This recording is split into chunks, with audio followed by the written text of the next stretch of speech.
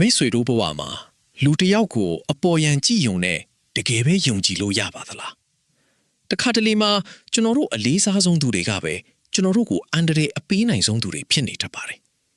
ဒီနေ့မှာတော့ဝစ်ကြောင်ခြုံထားတဲ့အယောင်ဆောင်လေးကိုဘလူပါပါနက်နက်ခွဲခြားမလဲဆိုတာကိုရှီဟောင်းဆက်တော်တစ်ခုကနေတဆင့်ပြောပြပေးသွားမှာဖြစ်ပါတယ်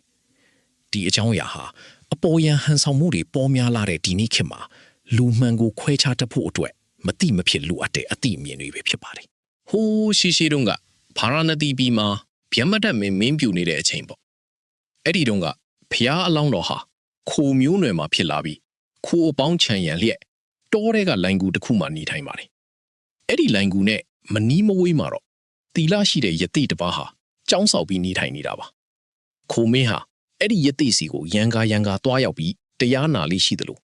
ယတိကလည်းခိုတွေကိုမြစ်တာနဲ့ကြည့်ရှုစောင့်ရှောက်ခဲ့ပါတယ်ဒါပေမဲ့အဲ့ဒီတီလာရှိတဲ့ယတိကြီးတဏီယာကိုပြောင်းသွားတဲ့အခါမှာတော့အရာအလုံးကပြောင်းလဲသွားပါတော့တယ်တီလာရှိတဲ့ယတိကြီးနေရာမှာအစားဝင်လာတာကတော့အင်မတန်မှကောက်ကျစ်စင်လဲတဲ့ယတိတယောက်ပဲဖြစ်ပါတယ်ခိုမဲဟာအရင်ယတိလိုပဲထင်မှတ်ပြီးဒီယတိအစ်စ်နဲ့လည်းအကျွမ်းတဝဲနေထိုင်ခဲ့ပါတယ်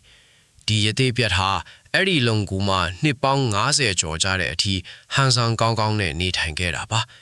ဒါပေမဲ့ဒီနေ့မှာတော့ရွာသားတွေကခိုသားနဲ့စီရင်ထားတဲ့ဟင်းလျာကိုယတိကိုလာရောက်လူတန်းခဲ့ပါတယ်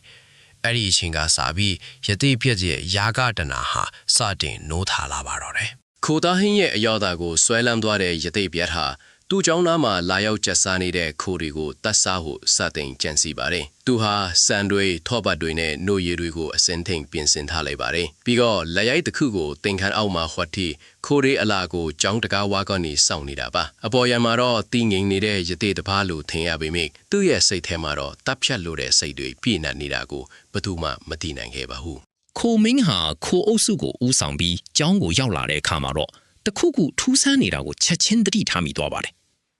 ယတိရဲ့အမူအရာဟာအရင်လိုမဟုတ်ပဲပြည့်ရွေးနေတာကိုမြင်လိုက်ရတာပါခိုမင်းဟာပညာရှိပြီးလေအောက်ဘက်ကနေရက်ပြီးအကဲခတ်ကြည့်ပါတယ်အဲ့ဒီခါမှာတော့ယတိရဲ့ကိုကနေခိုးသားနံ့တွေထွက်နေတာကိုတွေ့လိုက်ရပါတော့တယ်ဒီနေရာမှာပဲခိုမင်းဟာယတိရဲ့စိတ်ထဲမှာဘာရီကြံစီနေလဲဆိုတော့ကိုရိပ်မိသွားပြီးခိုအပေါင်းကိုအနားမကပ်ဘူးတားမြစ်လိုက်ပါတယ်ခိုရီအနားမကပ်တာကိုမြင်တဲ့အခါယတိပြတ်ခါစကားတွေနဲ့စတင်ဖြာယောင်းပါတယ်သူဟာနှစ်ပေါင်း90ကျော်အတူနေခဲ့တဲ့တန်ရောစင်တွေကိုပြပြီးအယုံသွင်းဖို့စ조사တာပါဒါပေမဲ့ခိုမင်းကတော့မိုက်မဲသူမဟုတ်ပါဘူးတဲ့ဟာခိုသားကိုစားချင်လို့ငါတို့ကိုတတ်ဖို့ကြံနေတာမဟုတ်လားလို့ပြတ်သားပြန်ပြောလိုက်ပါတယ်ယတိရဲ့စိတ်ပုတ်စိတ်ယုတ်တွေကိုအမှန်တိုင်းထုတ်ဖော်လိုက်တဲ့အခါမှာတော့အခြေအနေတွေဟာတင်းမာသွားပါတော့တယ်သူ့ရဲ့ကြံစီပေါ်သွားပြီဆိုတာသိလိုက်ရတဲ့ယတိပိဟာဒေါသတကြီးနဲ့လက်ရိုက်ကိုထုတ်ပြီးပြစ်လိုက်ပါတယ်ဒါပေမဲ့ခိုမင်းကတော့လင်းမြန်စွာပဲရှောင်တိန်နိုင်ခဲ့ပါတယ်။ခိုမင်းကယတိကိုပြင်းထန်တတိပေးလိုက်ပါတယ်။အကယ်၍ဒီနေရာမှာဆက်နေမယ်ဆိုရင်ရွာသားတွေကိုဒီယတိဟာတခိုးဖြစ်တယ်လို့အကြောင်းကြားပြီးတတ်ခိုင်းမယ်လို့ချင်းချောက်လိုက်တာတယ်။ယတိပြဟာကြောက်လန့်တကြားနဲ့တဲ့အဲ့ဒီရက်ကနေထွက်ပြေးသွားရပါတော့တယ်။ဒီဇလန်ကိုကြည့်ရဲ့အပေါ်ယံဝတ်စုံနဲ့ဟန်ဆောင်မှုဟာ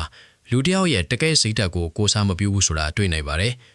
အယောင်ဆောင်သူတွေဟာသူတို့ရဲ့ရည်ရွယ်ချက်အောင်မြင်ဖို့အတွက်အချိန်အကြာကြီးတောင်ဆောင်ဆိုင်နိုင်ကြပါတယ်။ဒါကြောင့်မိတ်ဆွေတို့အနေနဲ့လည်းဘဝမှာလူတစ်ယောက်ကိုယုံကြည်တော့မယ်ဆိုရင်သူတို့ရဲ့လုပ်ရတဲ့အမူအရာကိုတေးချာအကဲခတ်ထပ်ဖို့လိုအပ်ပါတယ်။ဒီလိုပါနာနာရှိမှသာဘဝရဲ့ခီးလန်းမှာဘေးကင်းမှာဖြစ်ပါတယ်။အခုလိုဘဝအတွက်အတုံးဝင်တဲ့အတွေးခေါ်တွေကိုဆက်လက်လေ့လာခြင်းနဲ့ဆိုတော့ကျွန်တော်တို့နဲ့အတူအမြဲရှိနေပေးဖို့ဖိတ်ခေါ်ချင်ပါတယ်ဗျာ။